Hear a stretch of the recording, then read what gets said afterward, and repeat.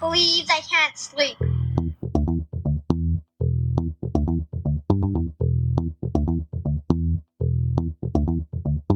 It's time to listen to Courtney at last on the Ramblings of an Insomniac podcast.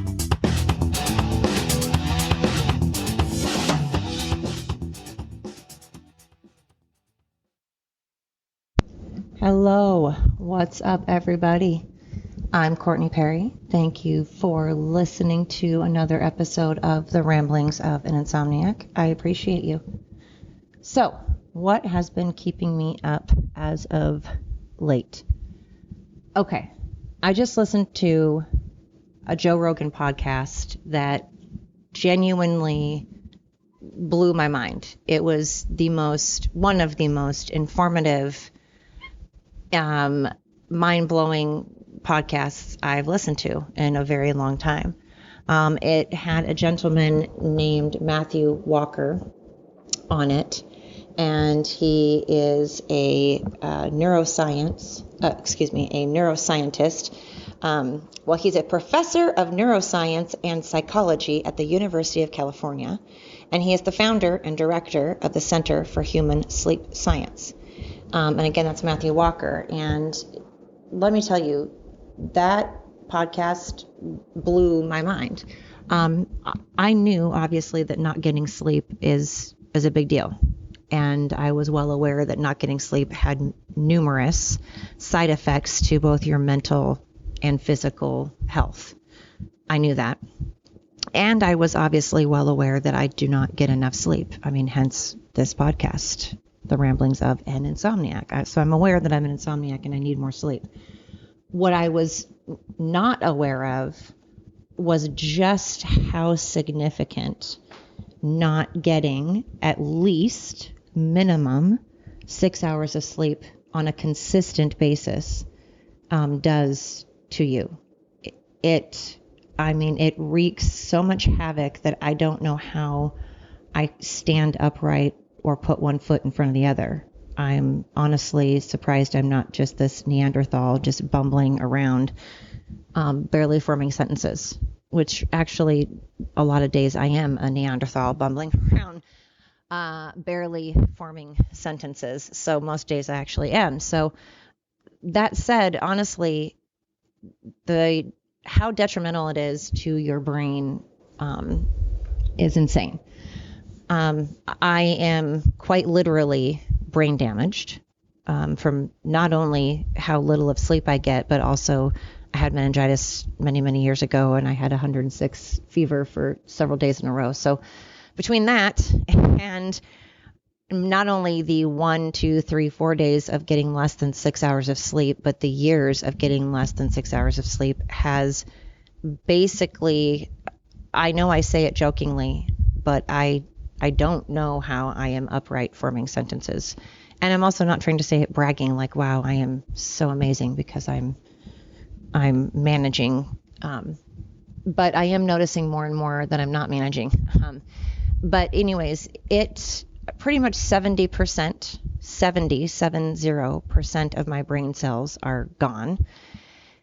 And I have cut my life expectancy down by 30%. And so I'm going to live 30% less than I could have had I been getting sleep. And basically I would have been a rocket scientist had I been getting more sleep, because I think after you listen to this podcast, I honestly am pretty impressed with myself that I have had logical reasoning, that I can be logical, that I can work out, Sudoku things and Rubik's Cubes and crime mysteries and, kind of be that detective and still at least think somewhat like a reasonable person. And it does kind of genuinely, again, I say it jokingly, but it does kind of make me wonder if I would have been a lot further on in life, a lot smarter, been like some nuclear physicist. See, I can't even say the word because I'm so tired. God. But it makes me wonder if I would have got more sleep. But I highly suggest anybody out there, it's episode 1109 of Joe Rogan's podcast. It was back in 2018, it looked like, but I'm just now listening to it, but with Matthew Walker. So anyways, but it made me really rethink so many of the myths that are out there that people tell you to try to help you sleep. And it debunks a lot of those myths, and it kind of just makes you think about things and go, oh my God. I had that aha moment. I was like, oh, yes. Okay, that makes sense. And this makes sense. And I'm not saying that it's too late to change, because I plan on it like immediately. So it's not too late or anything. I'm just, now my brain goes into, oh my God, how much life did I shave off? And maybe I could have lived to be 107, and, maybe I'm going to end up dying at 60 instead, and who knows? And it just gets your brain going. So then I won't sleep again, because my brain will be going. And then I'm just following that cycle again, because I've got myself so worked up that I'm going to end up thinking about it all night, which in turn is going to make me not sleep, which of course then is going to make me lose even more of my brain cells and life, apparently. So it's a vicious freaking cycle, I tell you. Man, anyways, that's freaking me out, and that's been on my mind. But I'm trying to just go with it, because again, I need sleep. So I have to look at the tattoo on my wrist that I got for a reason that says let go, not let it go, as discussed, I think, on my first podcast, but let go, like let go of the things you can't control, like the serenity prayer thing. It's a good thing to live by. Certainly needs to be my motto. So that's one thing that'll probably help me sleep, is just letting go of the BS that I have zero control over, and really try. It's, important to go to bed at the same time and wake up at the same time, regardless if you have a day off or not, which I don't do. I sleep in about 2 hours. I allow myself about 2 more hours to sleep in, but I just need to keep it consistent. I've noticed when I've done that in the past, it helps. But anyways, so I'm trying to just relax in general. So that's been on my mind. What else? My mom. Honestly, you guys, I know I keep talking about it, but to anybody, again, I've said it 100 times, and I'm sure it's getting old, but to anybody that's going through a parent or a loved one that has dementia, I'm sorry. My mom had a really rough night the other day, and she was hallucinating. And I could tell that she was also, very scared. And when your own mom is just looking at you and desperately wanting you to help, and you can't, it's just not, it'll make you lose sleep. It'll make you lose sleep. And then I got to thinking, oh my God, I want to be here for my kids, and I don't want my kids to have to go through this. I don't want dementia. We live in a state that there's assisted suicide, and honestly, it's something I considered if I get dementia. And I'm not going to get into assisted suicide or get into any of that if you're for or against it or anything like that. I'm just saying, dementia, if you know someone that has it, it's just, it traps your mind, and it's just something that it's a nightmare. It's so scary.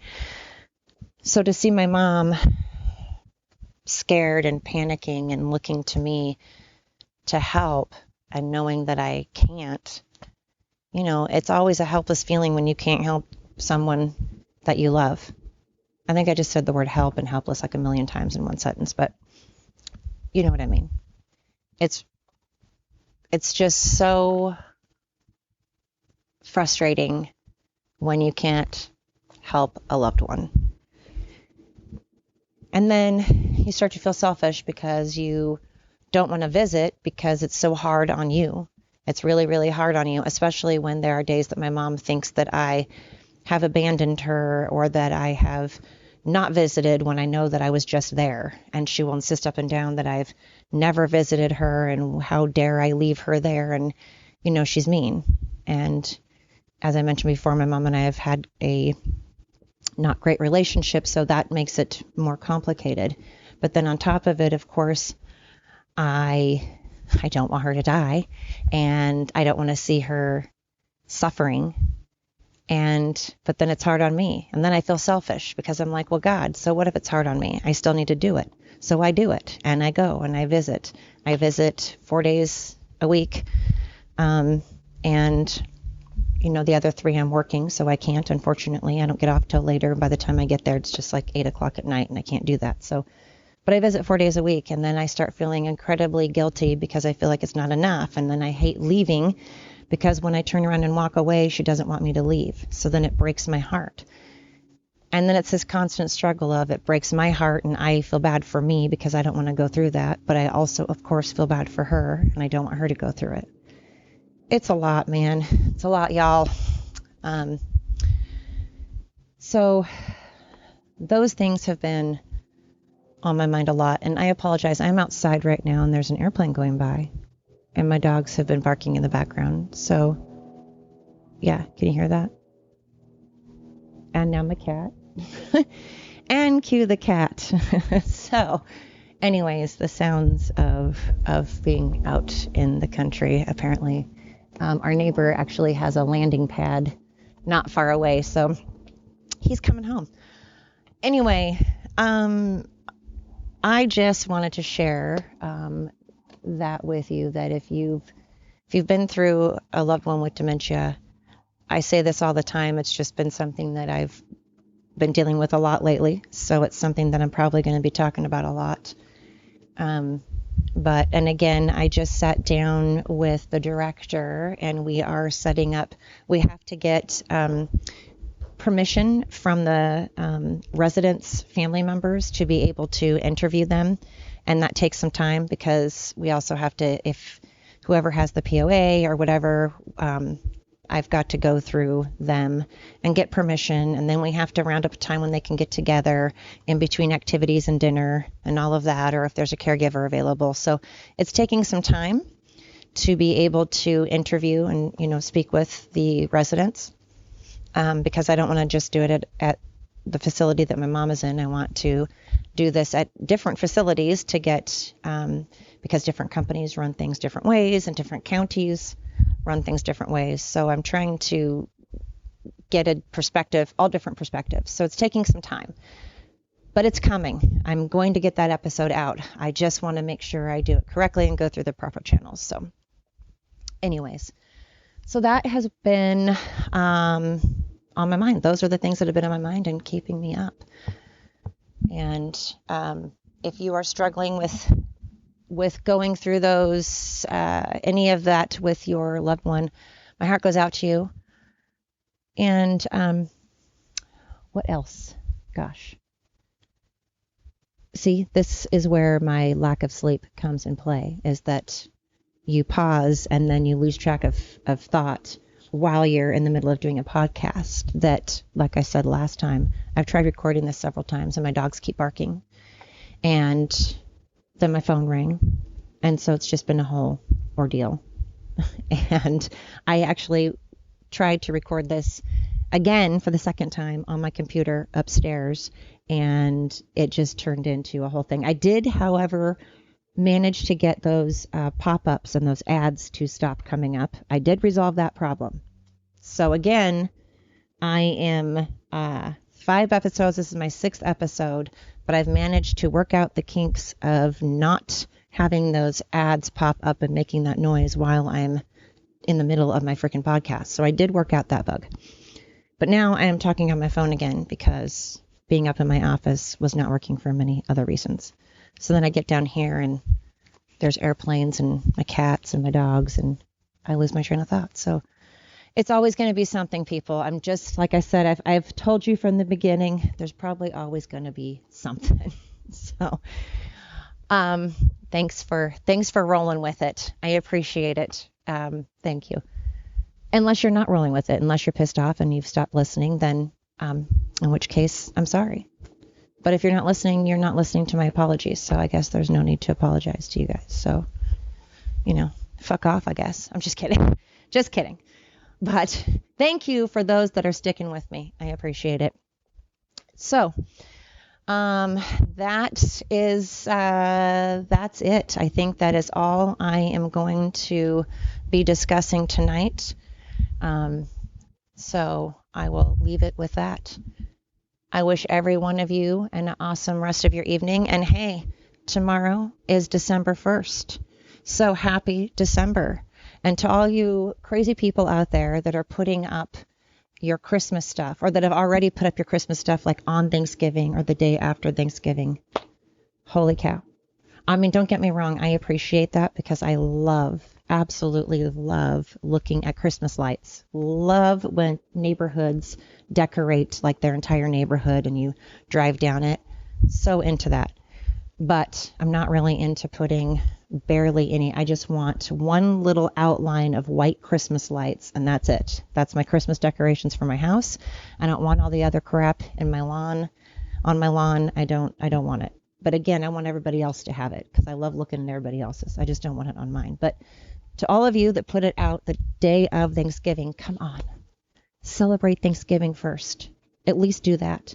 I swear we're going to start putting out Christmas stuff on Halloween.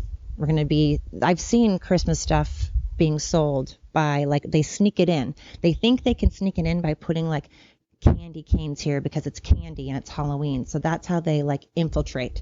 They infiltrate Halloween and sneak in like their Christmas candies. I see what you're doing. I know what you're doing, candy stores. You're trying to take over Halloween and Thanksgiving, and I like Halloween and Thanksgiving. I'm not that big of a Christmas person. I'm not going to lie. I do love, my favorite thing is to give to others and to do things for others and volunteer time. I'm not into the whole stress of having to, where are we going to spend Christmas, and getting up early and trying to scramble the kids and pack everything in the car and go over and spend time with people that end up making you batshit crazy and making you mad half the time, and then trying to scramble over to another person's house and then come home. And by the time you do that, you have no time to do anything but get all those presents and all that wrapping paper put away and everything cleaned up and the kids to bed. And it's just a whole thing. I'd rather go spend time at like an assisted living facility, or bake cookies for like the fire department and police station, or help out at a homeless shelter. And then my family stay home in pajamas, play board games, and we do stockings. I love myself some stockings. That is the best. So Christmas, I just think people make it a little too stressful and about themselves instead of just making it about family or loved ones and friends, and then making it be selfless. And I think people should be doing stuff for others. So I love Christmas if we make it about helping, our neighbor and helping out, and staying home with our family and, in our pajamas and spending that precious time with family. Anyway, see, this is what happens. Again, I'm tired, and apparently I'm not running on, 6 cylinders? How many cylinders? I don't know. 6 cylinders? I don't even know. I said I was going to go. I said I was done, and then I start rambling on again. So, hence the ramblings of an insomniac. It's a good name. Okay, I'm legitimately going to go now. Thank you so much for listening. Tell your friends if you like it. If you like what you're hearing, all this nonsense that makes no sense, then pass it on to someone else. I would appreciate it. Have a good night. Until next time.